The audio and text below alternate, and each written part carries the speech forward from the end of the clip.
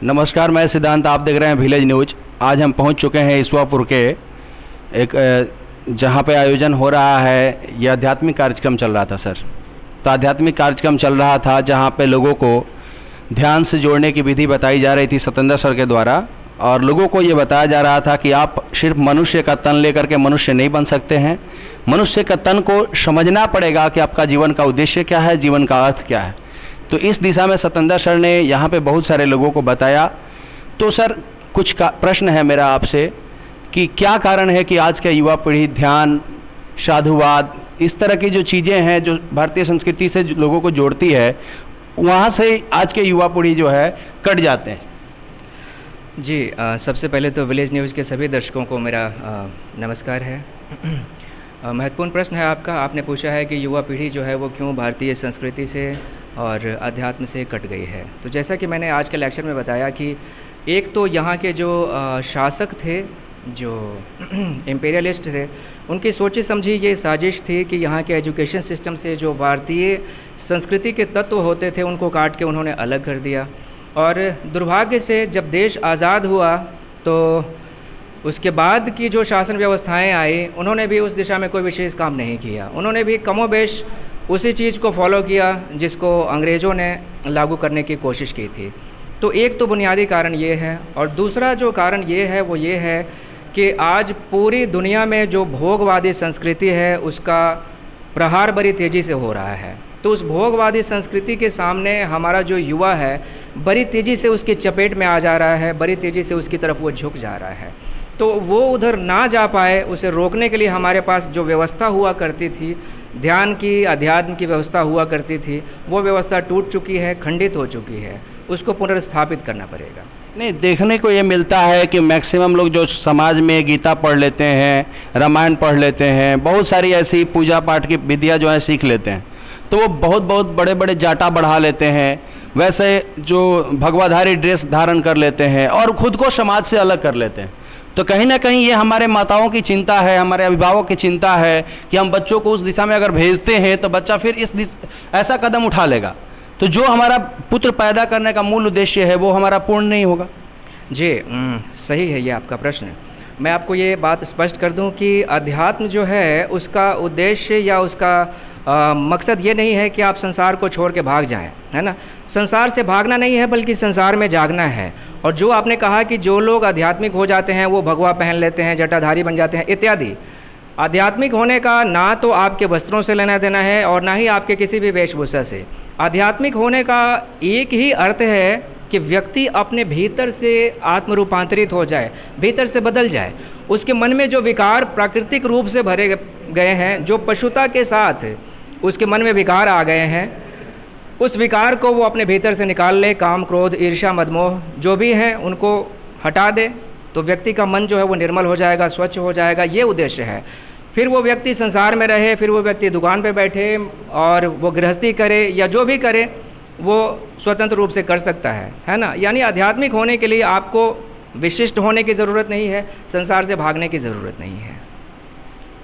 ये भी अच्छा है सर, लेकिन एक बात देखने को मिलता है, हम बहुत दिनों से सुनते आ रहे हैं ध्यान ध्यान ध्यान, मेडिटेशन करना चाहिए, मेडिटेशन करना चाहिए। हमारे बहुत सारे युवक हैं, बहुत सारे समाज के युवक पढ़े हुए हैं जिनको ये पता है कि ध्यान करने से आदमी को सद्बुद्धि मिलता है, आदमी खुद के विषय में ज़्यादा जानता है, लेकिन उन्हें ध्यान कैसे करना है ये कुछ भी नहीं पता। ध्यान करने की विधियाँ नहीं बताई गई। सिर्फ एक ध्यान जो शब्द है, मेडिटेशन का जो शब्द है, उनके अंदर डाल दिया गया मेडिटेशन होता है, लेकिन मेडिटेशन कैसे किया जाता है ऐसा किसी ने नहीं डाला। जी, बिल्कुल ठीक कहा आपने।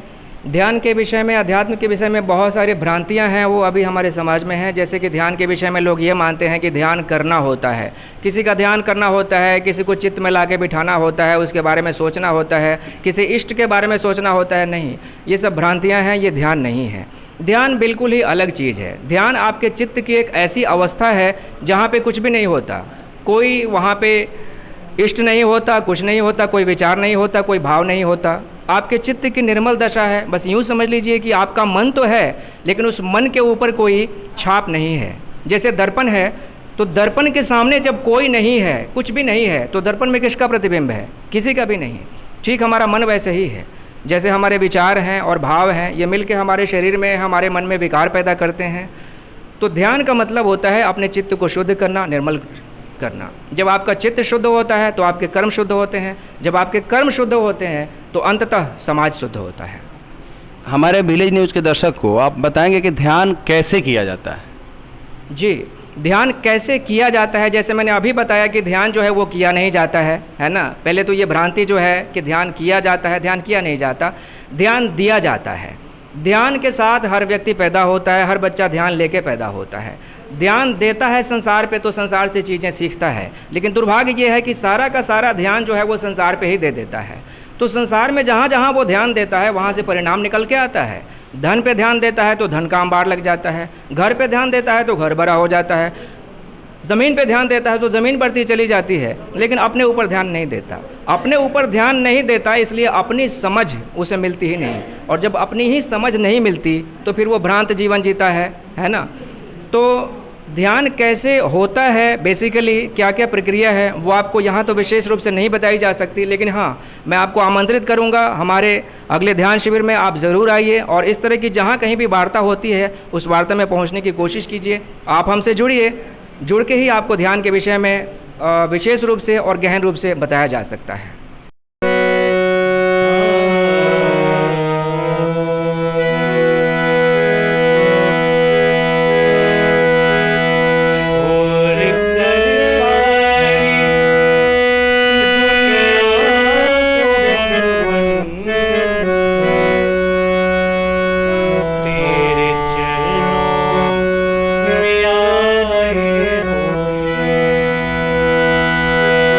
छोड़ कर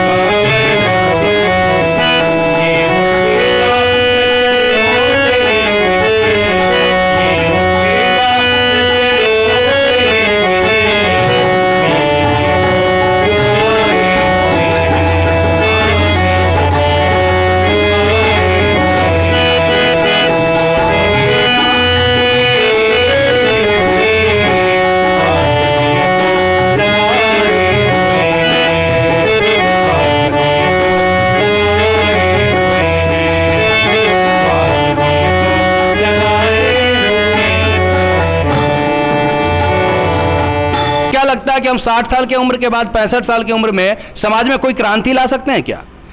हम आते हैं, ये ठीक अच्छी बात है, लेकिन हम अपने साथ अपने बच्चों को नहीं लाते हैं, ये दुर्भाग्यपूर्ण बात है। आप इस पर कुछ कहना चाहेंगे सर? बिल्कुल सर, सबसे पहले आपको बहुत बहुत धन्यवाद कि आप इस कार्य में जुड़े हैं और ये जानना चाहते हैं। वास्तव में हमें अपने बच्चों को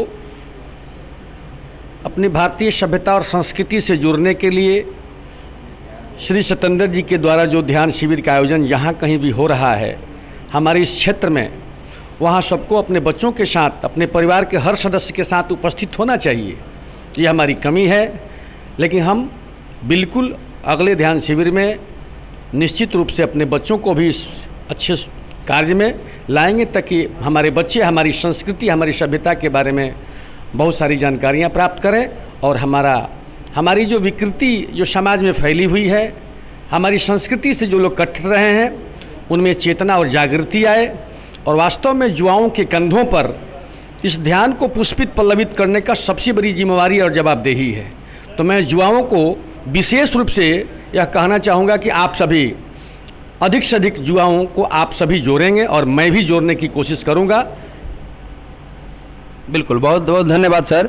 ऐसे युवा ही देश में परिवर्तन ला सकते हैं, ऐसा कहा ही नहीं जाता है, ऐसा संभव भी है।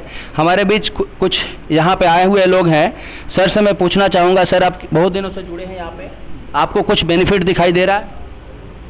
जी, मुझे बहुत बेनिफिट दिखाई दे रहा है। जब से सत्येंद्र जी से मैं जुड़ा हूँ, मुझे बहुत शांति महसूस होती है और बहुत अमन चैन की ज़िंदगी जीता हूँ। सर ने बताया कि सकारात्मक परिणाम इनके जीवन में देखने को मिल रहा है। सर, आप इस ध्यान शिविर में आकर के कैसा अनुभव कर रहे हैं?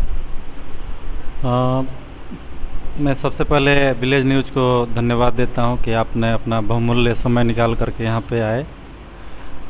सबसे पहले मैं ये बताना चाहूँगा कि ध्यान से जुड़ने के बाद जीवन में थोड़ी शांति भी आई है और जो एक घबराने वाली जो अंदर फीलिंग थी वो शायद ख़त्म हो रही है अब, और क्रोध भी बहुत कम आ रहा है। पहले क्रोध भी बहुत आता था, लेकिन अब क्रोध भी बहुत कम मात्रा में आता है, इसलिए जो है सही दिशा की ओर हम लोग बढ़ रहे हैं। बहुत अच्छी बात है, सर के जीवन में सकारात्मक परिवर्तन देखने को मिल रहा है। सर ने अपने क्रोध पर नियंत्रण पाया है ध्यान शिविर में आकर के। सर, आपको यहाँ ध्यान शिविर में आने के बाद कैसा लगता है? कैसा लगता है कि आपको जीवन में सुधार हो रहा है या नहीं हो रहा? ध्यान शिविर में आने के बाद बहुत सारे ऐसे जीवन जीने की कला जानकारी मिला कि किस तरीके से जीवन को जीना चाहिए। वो सारे हमारे सत्येंद्र सर जी के द्वारा ध्यान के माध्यम से वो सारे ध्यान की प्रक्रियाएं बताई जाती है, जिसके माध्यम से जीवन कैसे जीना है वो सही तरीके से आदमी को पता चले। ये सारी चीज़ें यहाँ से हमको सीखने को मिलती। और किसी बंधु को ध्यान में आने से फायदा मिला है? हाँ सर, मुझे कहना है कि ये राम की भूमि है, सत्य की भूमि, अर्थात सत्य की भूमि है। जैसे आज तक ग्राम सभा मुझे देखने को नहीं मिली, राम की भूमि है, इसलिए कि गांधी की ये देश है, उन्हीं की सपना ग्राम सभा थी।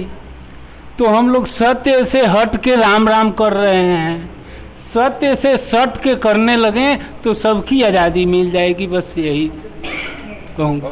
धन्यवाद। हमारे बीच दरभंगा से हैं झा सर, ये भी कुछ कहना चाहेंगे कि ये आकर के यहाँ पे आयोजन में कैसा महसूस कर रहे हैं?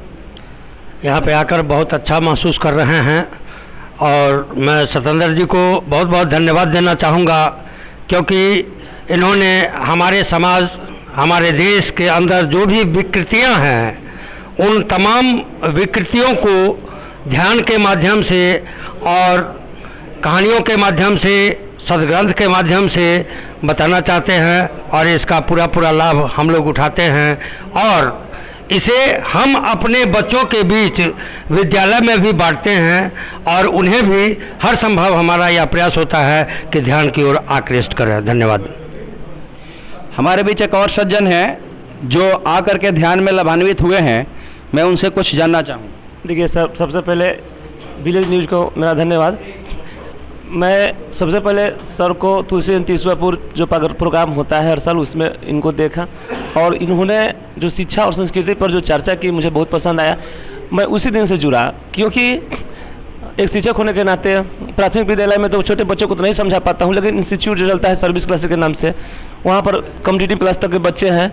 मैं इनकी हर बात को, शिक्षा को या संस्कृति से जुड़े हुए बातों को मैं इसलिए सुनने आता हूँ ताकि अपने मन में उतारूँ और फिर कल होकर के अपने जो क्लास के बच्चे हैं उनको भी कुछ दूँ, ताकि ज़्यादा से ज़्यादा ये संस्कृति और सभ्यता हमारे देश का जो है वो दूर तक फैले। और सबसे बड़ी बात है कि 10+2 में दो ही एक सभ्यता संस्कृति की बात है। वो इंडिया इज़ माई होम जो जाकिर हुसैन का है, जिसमें संस्कृति से बातें लिखी हुई है, और इंडियन सिविलाइजेशन एंड कल्चर जो महात्मा गांधी का 10+2 इंग्लिश में, ये दो ही बात हमको बच्चों को अब तक मिला पढ़ाने के लिए। लेकिन जब से सर के साथ मैं जुड़ा तब से बहुत सारे सभ्यता संस्कृति के बारे में बच्चों को मैंने बताया, और बच्चे प्रसन्न होते हैं या लगता है कि उनको कुछ अच्छी रास्ता यहाँ इस इंस्टीट्यूट से मिल रहा है। और ये सब देन हमारे सत्येंद्र जी महाराज का है, और इसीलिए मैं इनसे जुड़ा हूँ अपने सुख शांति के लिए और बच्चों के भविष्य के लिए, अपने देश के विकास संस्कृति के लिए। धन्यवाद। तो आपने देखा यहाँ पे आए हुए जितने भी सज्जन हैं, सब लोग ध्यान शिविर में आकर के अपने आप को लाभान्वित किए हैं। सभी के अंदर सकारात्मक परिवर्तन देखने को मिल रहा है। अगर आपको ऐसा ही आयोजन कराना है, सत्येंद्र सर को अपने पास बुलाना है, तो इनका कोई शुल्क नहीं है, कोई राशि नहीं है। सर का एक ही मिशन है, समाज में परिवर्तन लाना और सकारात्मक परिवर्तन लाना। आज हमारा बॉलीवुड जो समाज में दाढ़ी रखने का स्टाइल तय करता है, युवाओं को जीने का स्टाइल तय करता है, इसका विरोध करना है और युवाओं को जिस रूप में भारतीय संस्कृति तय करता है उस रूप में जीने की प्रेरणा देना है। सत्येंद्र सर का यही मिशन है। अगर आपको ऐसा ही प्रोग्राम कराना है तो विलेज न्यूज पर आकर कमेंट कर सकते हैं और आप हमसे कॉन्टेक्ट कर सकते हैं। धन्यवाद। आप देखते रहिए विलेज न्यूज।